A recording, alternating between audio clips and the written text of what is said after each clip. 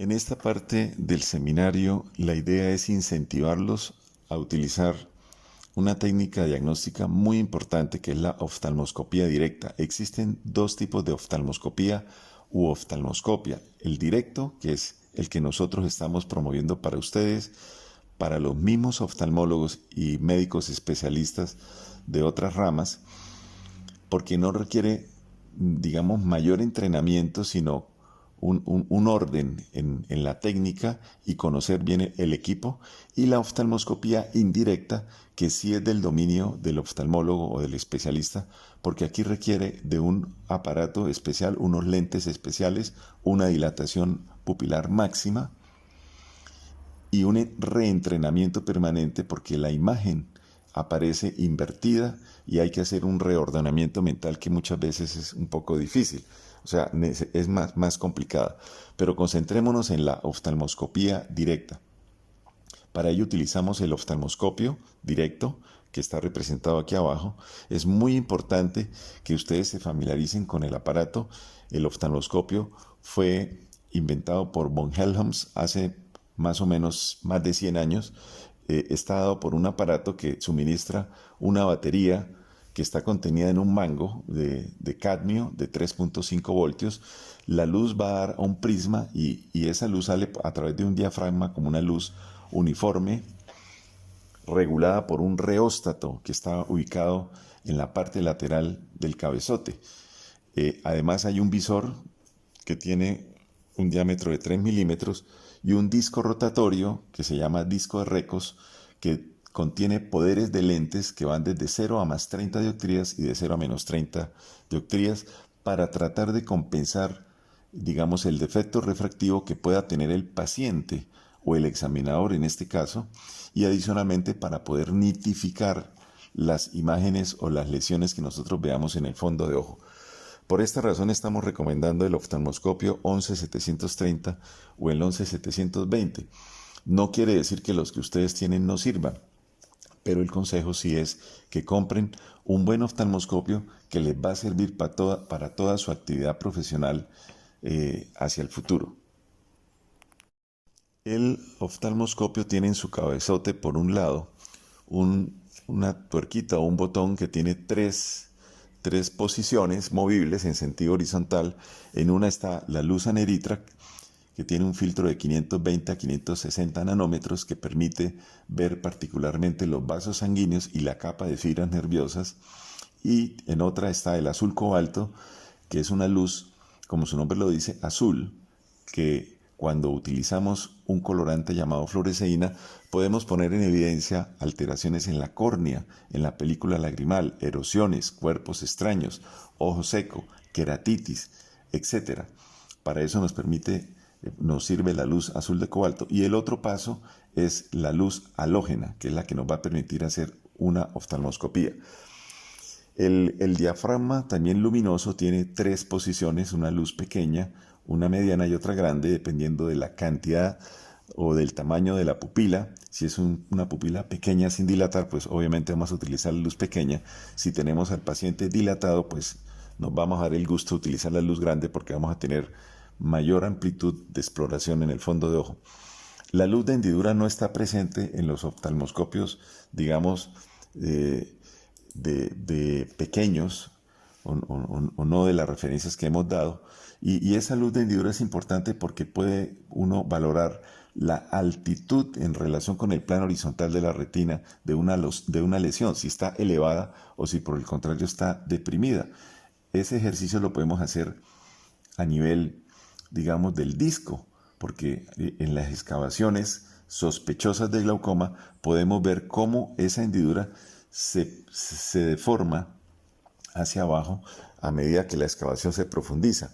Entonces, por eso el consejo es conseguir un buen oftalmoscopio.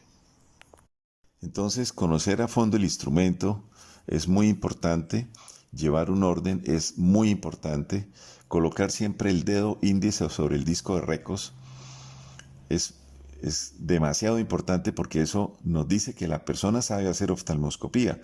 Hemos visto estudiantes, pues, y es entendible porque ellos apenas están empezando, o ustedes están empezando, coger solamente el mango y entrar a hacer una oftalmoscopía y decir, no veo nada, doctor. Obviamente, ¿cómo van a ver?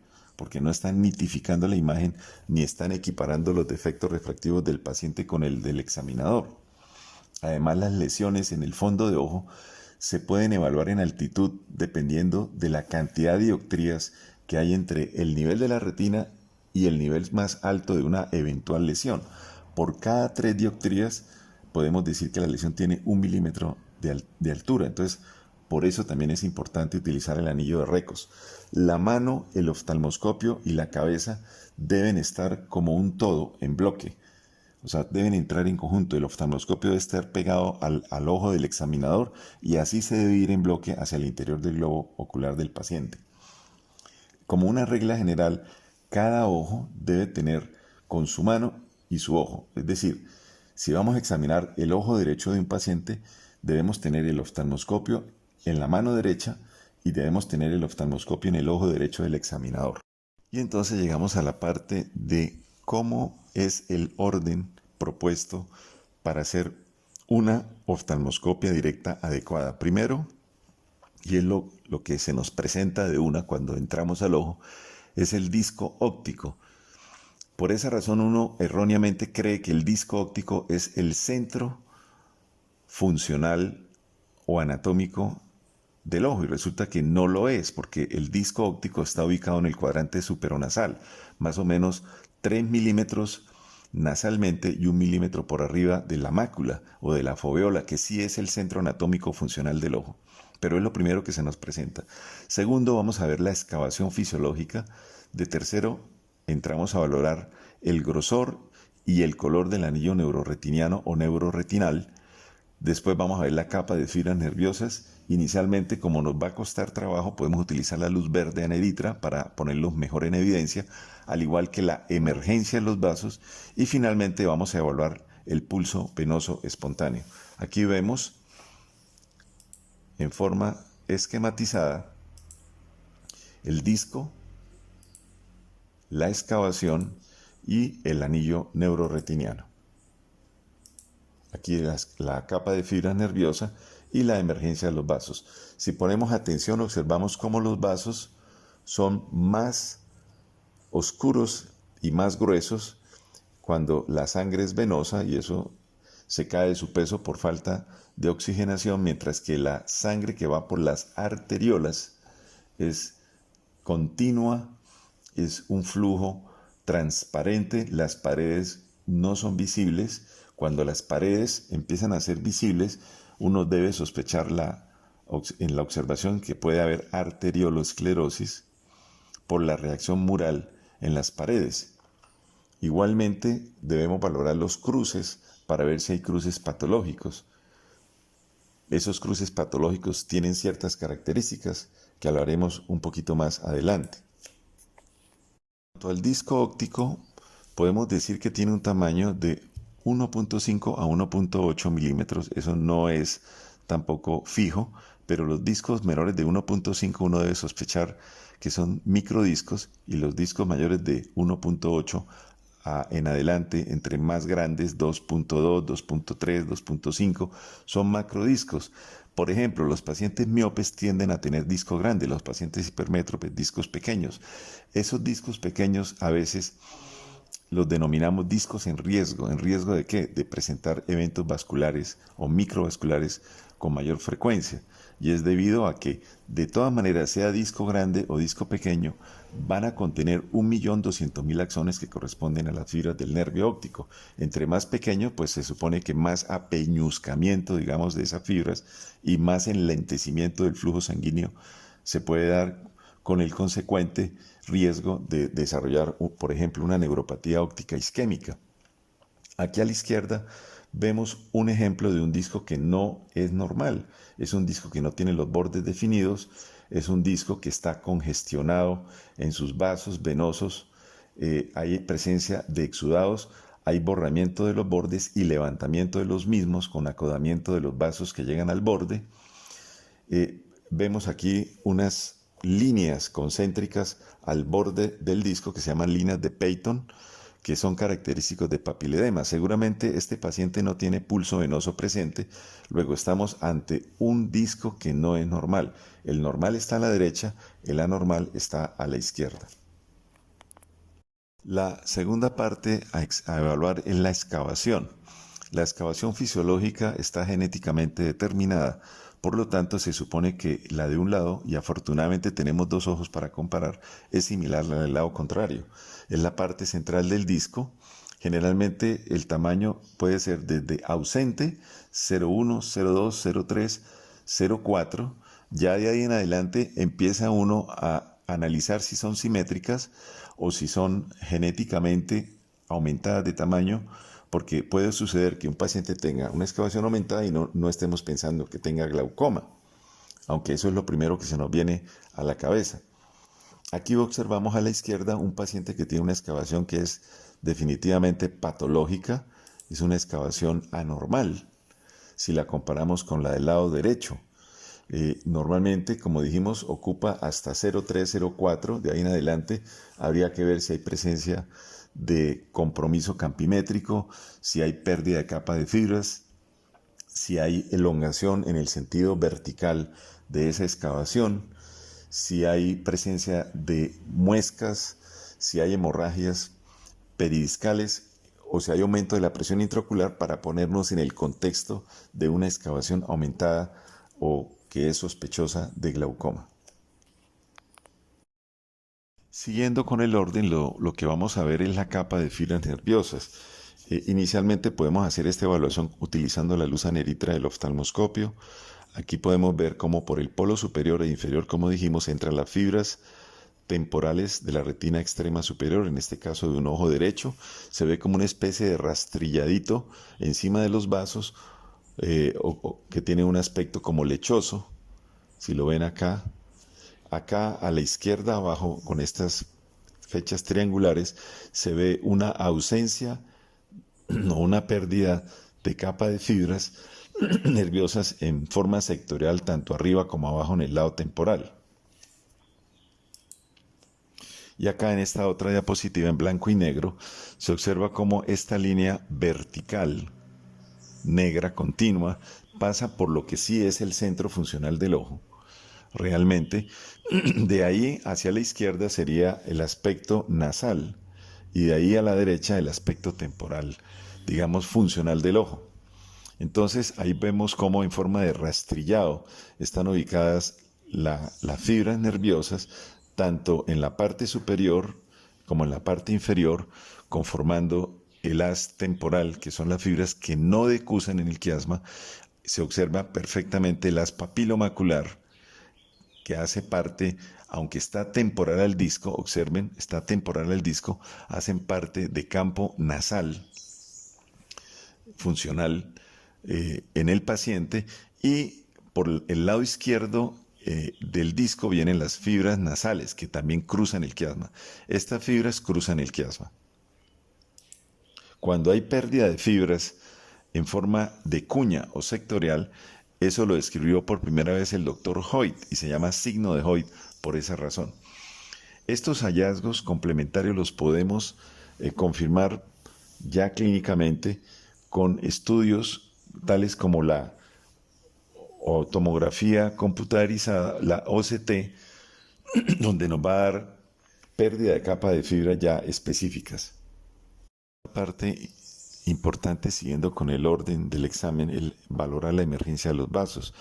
Los vasos sanguíneos son una ventana en vivo y en directo para ver la circulación, tanto la circulación sistémica como la circulación local a nivel del ojo, de la retina. Acuérdense que cuando ingresa la arteria central al ojo, pierde la muscular y mucosa, y entonces vamos a hablar de arteriolas, así como de vénulas. Generalmente emergen de la parte central de la excavación o del disco. Entre más precoz sea la división de las arteriolas, más pequeña va a ser la excavación. Entre más tardía sea la división, un poco mayor va a ser la excavación. Por eso hay discos que son más pequeños, con excavaciones casi ausentes, porque la dicotomía o división de las arteriolas ocurre precozmente dentro del canal esclerocoroideo. Por otro lado, podemos encontrar adicionalmente rechazo de esos vasos hacia el lado nasal, como ocurre en alguna fase del glaucoma. Generalmente, como dije, salen centralmente, pero se van nasalizando o rechazando hacia ese lado a medida que la excavación se va profundizando en el glaucoma crónico. Podemos observar también cruces arteriolovenulares o venuloarteriolares, que pueden ser patológicos si están aumentados o disminuidos, si están rectificados, si se pierde la visualización de las vénulas que pasan por encima de las arteriolas o que se desvían en su trayecto, desviándose cuando hace el cruce sobre una arteriola. Esos son cruces patológicos. Cuando la arteriola pierde también la pared transparente del vaso y se empieza a volver blanquecina o a ver lo que se llama reacción mural intraarteriolar. Eso también hace parte de la arteriolosclerosis y de los cruces patológicos. También el cruce puede estar adelgazado a nivel de la intersección entre una arteriola y una vénula, dando el aspecto de punta de lápiz. Eso también es patológico. La presencia de hemorragias en astilla, como se ve aquí abajo a la izquierda, también puede ser patológico y puede ser un signo premonitorio o de sospechoso de glaucoma. Al lado derecho abajo vemos un disco que tiene una excavación aumentada, los vasos están rechazados nasalmente y hay un adelgazamiento del anillo neuroretiniano, sobre todo en la parte inferior. El punto número 6 en el orden que llevamos de examen del fondo de ojo está determinar si hay pulso venoso espontáneo o hay ausencia del pulso venoso espontáneo. Normalmente el 80% de las personas normales se les ve el pulso, en el 20% no se les ve y no quiere decir nada. Entonces, ¿cuándo es importante ver o no ver el pulso venoso espontáneo? Cuando estamos en el contexto clínico de un paciente que tiene signos de hipertensión endocraniana y no le vemos el pulso venoso y adicionalmente hay borramiento o elevación de los bordes del disco. Eso hace sospechar la presencia de hipertensión endocraniana. Cuando nosotros vemos el pulso venoso espontáneo podemos tener la certeza o casi la seguridad de que la presión intracraniana está por debajo de 250 milímetros de agua. Ahora, el hecho de no verla no quiere decir que tenga hipertensión endocraniana, por lo que ya expliqué, pero sí da mucha tranquilidad el verlo y hay que anotarlo en la historia clínica. Si lo vemos en un ojo y no lo vemos en el otro, perfecto, es suficiente para saber que no hay hipertensión endocraniana. ¿De qué depende que se vea y no se vea en el otro? Depende de la elasticidad de la lámina cribosa. Puede que haya más elastancia o elasticidad en un ojo que en el otro. Está resumido entonces lo que hemos dicho en esta última parte: el orden disco óptico, valorar la excavación fisiológica, valorar el anillo neuroretiniano, valorar la capa de fibra nerviosa, la emergencia de los vasos y la presencia o ausencia del pulso venoso espontáneo. Finalmente, para terminar, el mensaje es: cuando hacemos la oftalmoscopía directa, no nos contentemos solo con ver el bosque, también hay que detallar las ramas y siempre aprendamos y entrenémonos en ver lo normal, para que cuando veamos lo anormal o patológico, paremos las antenas. Recordemos que la práctica hace al maestro y que el juicio clínico y el juicio crítico siempre se deben poner en el contexto de lo que estamos observando. O sea, nunca la tecnología va a superar a la clínica. Ese sería el mensaje final.